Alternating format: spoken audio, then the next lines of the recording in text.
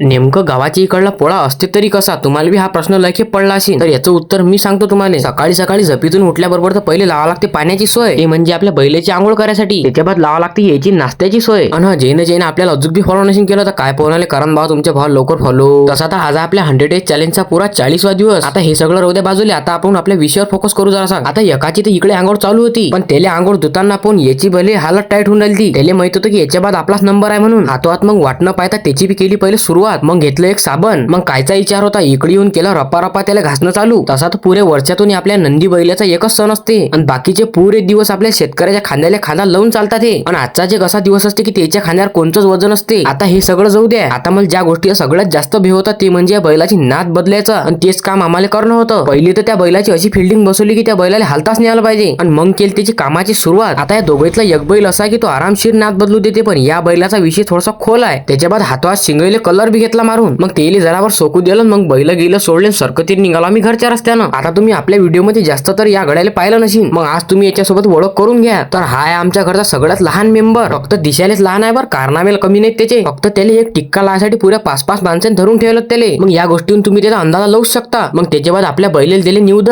फक्त या गाड्या सोडून या गाड्या सध्याशी ते चालत नाही. सोप्या भाषेत म्हटलं तर हाय सध्या दूध पेता. त्याच्या बाद आपल्या बैलेची केली तयारी गेरी पुरी सरकतीत आणलं त्याला मारुती रायाच्या मंदिरात, कारण की याबारीनं पोळा होता बंद, कारण की आपल्या इकडे यायला लंबी वायर सध्या. चला तर मग आजच्यासाठी एवढंच. भेटू मग पुढच्या ब्लॉग मध्ये. आणि जायच्या पहिले तेवढं फॉलोच बटन दाबून दाजा बरं.